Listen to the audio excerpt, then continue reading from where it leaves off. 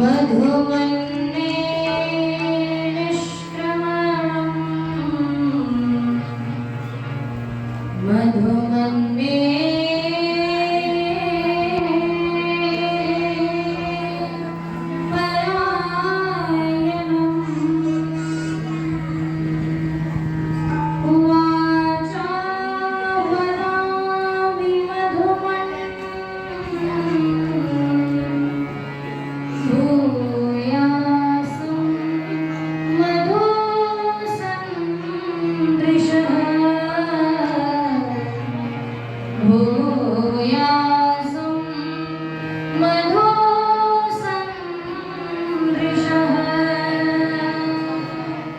और ये चंद पंक्तियां मेरे साथ गुनगुना रहे हैं आप सभी।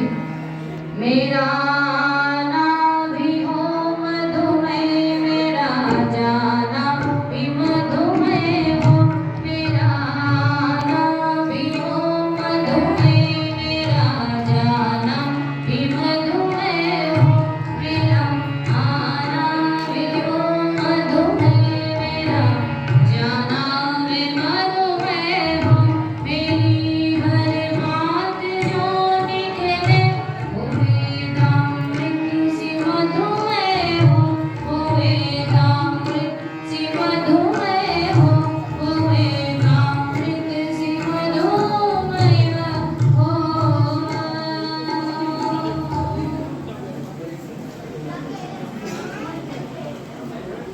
आर्य नगर गुरुकुल हिसार के सम्माननीय आचार्य जी, प्रबंधक जी, इस समाज के इस गुरुकुल के प्रधान और हम सभी के लिए जो प्रेरणा के स्रोत हैं, आर्य जगत के प्रसिद्ध सन्यासियों में जो शीर्ष स्थान रखते हैं और राजनीतिक क्षेत्र में भी जिनका अपना आधिपत्य है, सम्माननीय स्वामी सुमेधानंद सरस्वती जी, जिनके सानिध्य में आपने देवयज्ञ किया है प्रातःकाल, सम्माननीय आचार्य आए हैं समस्त विद्वज्जन। इस सभागार में उपस्थित विभिन्न समाजों से पधारे हुए अधिकारीगण, इनके माध्यम से मैं आपको पहुंची सम्माननीय भरत सुरेश जी, मंच का कुशल संचालन कर रहे हैं सम्माननीय संचालक महोदय जी। मैं प्रथम बार आपके यहाँ पे आई हूँ, कभी सबके नामों से परिचित नहीं हूँ, इसलिए क्षमा चाहती हूँ। सभागार में उपस्थित चमकते हुए समस्त कर्मचारीगण, जो कन्या गुरुकुल डोबी की चमकती हुई ब्रह्मचारियाँ, यहाँ पे बहुत सुंदर उपस्थिति में जो उपस्थित है, हमारी मातृशक्ति का नमन करती हूँ मंच से आप सभी। आप देखने में थोड़े बहुत दर्शन हो रहे हैं आप। आइए, बहुत ही सुंदर संगति जिनकी आप देख रहे हैं, मेरे अनुस्प्राता जी, और बहुत ही सुंदर भजन जिनके आप सुन रहे हैं, आर्य जगत के उच्च कोटि के भजनोपदेशक और संगीत जी, सम्माननीय श्री कल्याण बेदी जी। देखिए, एक गीत से मैं अपनी विचारधारा को आपसे जोड़ूं, जो मैं बोलूंगी उनके शब्दों को अगर ध्यान से सुनेंगे तो आप मेरी भावनाओं को समझ पाएंगे कि मैं आपसे कहना क्या चाहती हूँ। शब्दों को ध्यान से नहीं सुनेंगे तो आपको उनके गीतों में भी आनंद आने वाला नहीं है।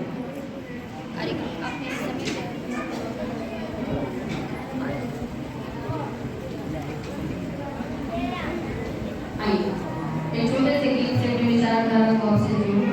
अगर शब्द सरल लगेंगे तो मेरे पीछे पीछे आप सभी बोलेंगे। अभी संचालक महोदय कह रहे थे कि अपना परिचय तो ज्यादा कुछ जानने की जरूरत नहीं है, मैं आप ही की तरह गुरुकुल से पढ़ लगी, है ना। आज मैं आपके सामने बैठी हूँ, तभी मैं आपकी तरह गुरुकुल में पढ़ा करती थी। और गुरुकुल में सामान्य स्कूलों में पढ़ने का बस एक ही फर्क विशेष रह जाता है, गुरुकुलों में भी वही शिक्षा आपको मिलती है और वही शिक्षा आपको बाहर भी मिलती है, लेकिन अंतर बस इतना होता है कि गुरुकुलीय शिक्षा में इतिहास की जानकारी आपको बिल्कुल सही सही दी जाती है, जिस इतिहास को पढ़ के हम अपने भारत का भविष्य तय करते हैं, अपने देश का।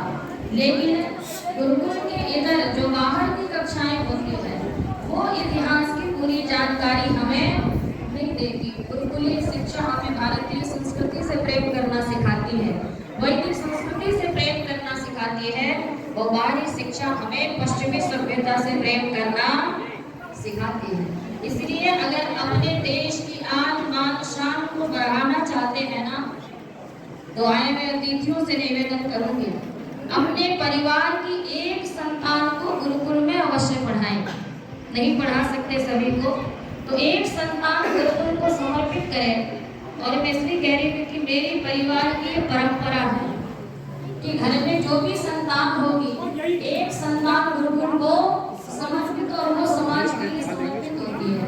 उसी क्रम में मेरे पिताजी ने मुझे गुरुकुल में पढ़ाया और मेरा जीवन समाज को समर्पित है।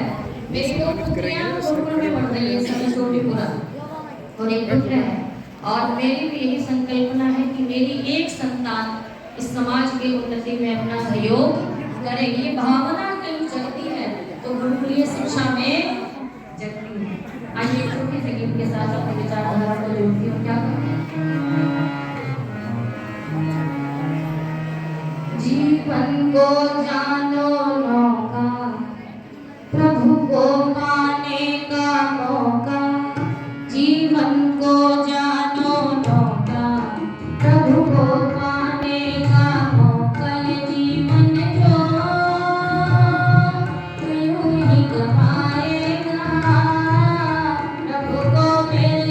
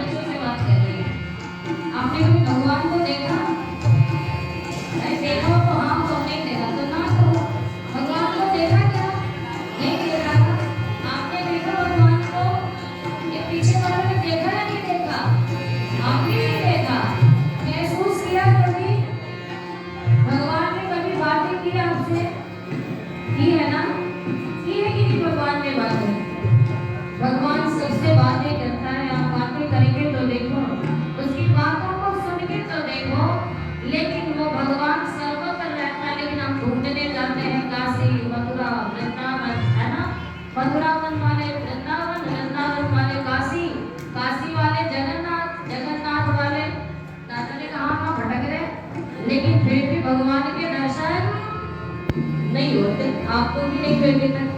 आइए उसी शब्दों को पिरोया और क्या लिखा है। सब जग में प्रभु रमा है, पर मिलता जग में कहाँ है। सब जग में प्रभु रमा है, पर मिलता जग में कहाँ है। वो रहता तेरे अंदर, वो भी तो वही खड़ा है। वो रहता तेरे अंदर, वो भी तो वही खड़ा है। मत भाग जगत के पीछे, बैठो ना आगे पीछे। मत भाग जगत के पीछे, बैठो ना आगे पीछे। जीवन जो यूं ही गवाएगा, प्रभु को मिल नहीं पाएगा। ये जीवन जो यूं ही गवाएगा, प्रभु को मिल नहीं पाएगा। जीवन को जानो नौका, प्रभु को पाने का मौका। जीवन को जानो नौका, प्रभु को पाने का मौका। ये जीवन जो यूं ही गवाएगा, प्रभु को मिल नहीं पाएगा। ये जीवन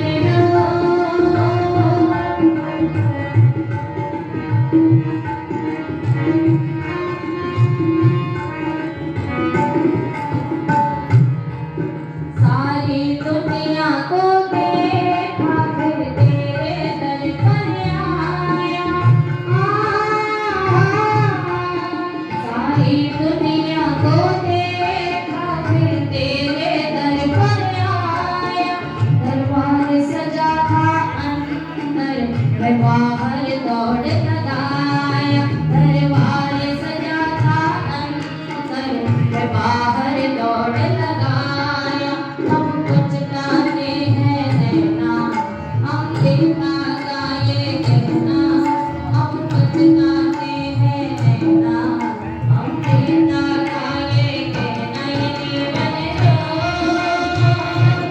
यूं ही गवाएगा, प्रभु को मिल नहीं पाएगा। ये जीवन जो यूं ही गवाएगा, प्रभु को मिल नहीं पाएगा। अब मेरे साथ थोड़े याद हो गया होगा, पर क्या कहेंगे। जीवन को जानो नौका, प्रभु को पाने का मौका। जीवन को जानो नौका, प्रभु को पाने का मौका। ये जीवन जो यूं ही गवाएगा, प्रभु को मिल नहीं पाएगा। ये जीवन जो यूं ही गवाएगा, प्रभु को मिल नहीं पाएगा।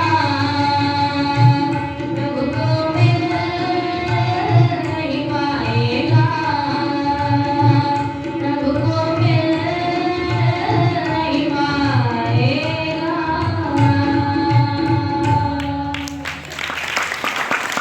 जीवन को जानो नौका, प्रभु को पाने का मौका, है ना। ये शरीर क्या है? नौका है। नौके का काम कहाँ लिया जाता है? बताओ, नौके का काम कहाँ होता है? नौका मतलब नाव, ये तो पता है आपको। नौका मतलब, और इस नाव का उपयोग कहाँ लिया जाता है? नदी को पार करने में। आजकल तो बहुत सारे साधन हैं नाव के बदले, है ना, उसके ऑप्शन में। लेकिन नाव मुख्य साधन होता है जल को पार करने में। ऐसे ही इस संसार रूपी सागर से तर के परमेश्वर को प्राप्त करने का मौका कौन सा होता है? ये मानव शरीर।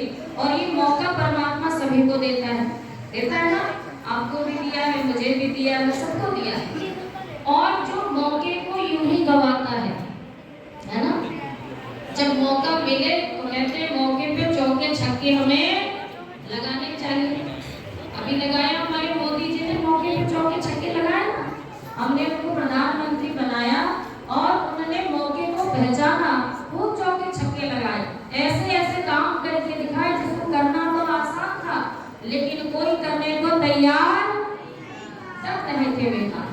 और जब चौके छक्के लगाए, नोटबंदी जैसे कार्य को करके हमारे पैसे को खींच खींच के फिर से चुनाव में जीत के वापस आ गए, है ना।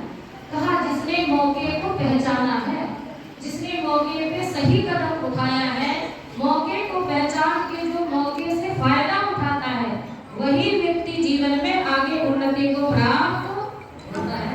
और आपको मौका मिला हुआ आप सभी कर्मचारियों को इस गुरुकुल में, ये मौका है जीवन में बनने का, है ना, जीवन में ज्ञान अर्जन करने का। जितना आप प्राप्त कर सकते हैं ना उतनी मेहनत कीजिए। और ये मौका गवा दिया तो फिर जीवन भर दूसरों के लिए तालियां बजाओगे, तुम्हारे लिए तालियां नहीं बजेगी। इसलिए अपने लिए तालियां बजवाना चाहते हो ना, शीर्ष पे पहुंचना चाहते हो, तो इस गुरुकुल के जो समय आपको मिला है ना, शिक्षण काल, इसको कभी भी गवाना नहीं। जो शिक्षक पढ़ाए, गुरु जी पढ़ाए, उनको बड़ी धैर्य से ग्रहण करना, और जितना जितना इस समय ग्रहण करोगे ना उतना उतना फायदा आपको फिर बाद में मिलेगा। तो इसमें फायदा चाहिए नहीं चाहिए? चाहिए। आप करते हैं ना, सुबह से लगे हुए हैं काम में। हमने गुरुकुल में जब वार्षिक उत्सव होता था तो हम भी ऐसी परेशान रहते थे, कब कार्यक्रम खत्म होने जाके विश्राम लेते, है ना। तो यही सब हमारे जीवन में हमें योग्य बनाता है। करमजीत जी ने उसको रुपये की राशि देके मेरे मुकाम को बढ़ाया है, हृदय से धन्यवाद आपका। देखिए मानव रूपी शरीर में जब मौका परमात्मा ने दिया है ना, उस मौके के साथ बहुत सारी जिम्मेदारियां भी हमें देता है ना। मानव जीवन के 4 लक्ष्य हैं, धर्म, अर्थ, काम और मोक्ष। अन्य किसी विषय पे नहीं जाना, केवल धर्म, है ना। हम धर्म को कितना समझते हैं, धर्म के मर्मों को कितना समझते हैं, ये जानना जरूरी है। आगे आप शिक्षा प्राप्त करोगे तो आपको धर्म समझ में आएगा।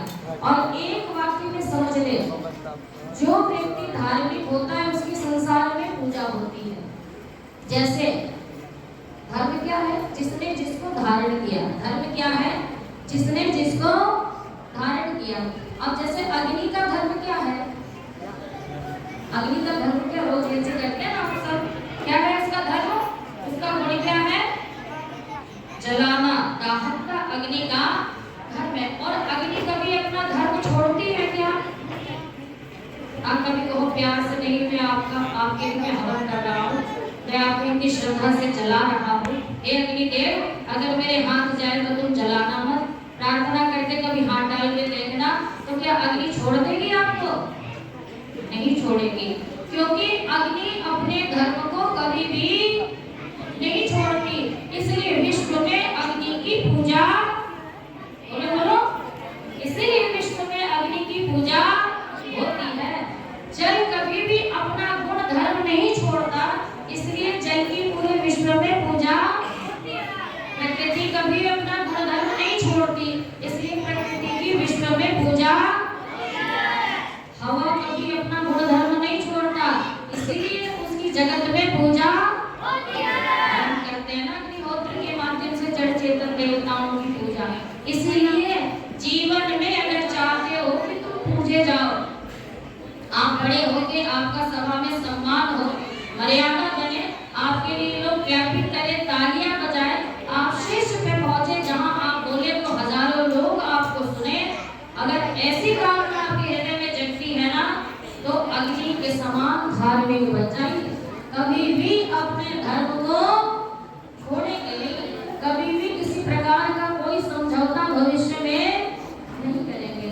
इसलिए धर्म को समझना है, और वास्तव में धर्म के मर्म को कोई समझ पाता है तो गुरुकुल में बड़ी संतानें भी धर्म के मर्म को समझ पाती है। और इसी धर्म की रक्षा के लिए गुरुकुल के बड़े ब्रह्मचारी ब्रह्मचारिणियां जगत में हर प्रकार के उस प्रचार को अपनाते हैं जिसके माध्यम से वो प्रचार कर सके। आइए आपके लिए भी शुभकामनाएं और एक गीत के माध्यम से अपनी विचारधारा को बयान करूंगी। समय बचा रहे तो आप बोल देंगे, मैं फिर और सुनाऊंगी, ठीक है। इसलिए मैंने एक गीत लिखा और ये गीत आज युवाओं के लिए लिखा, आप जैसे युवक और युवतियों के लिए लिखा कि हम अपने धर्म और संस्कृति को समझें, क्योंकि जिस देश में धर्म और संस्कृति जिंदा है वही देश आज जिंदा है, वही व्यक्ति जिंदा है जिसके अंदर धर्म और संस्कृति जीवित है। इसलिए हम बहुत लंबा जीना चाहते हैं, हम आयुष्मान होना चाहते हैं, हम आयुष्मती होना चाहते हैं, इसलिए कभी भी धर्म को हम छोड़ेंगे नहीं। इसलिए मेरे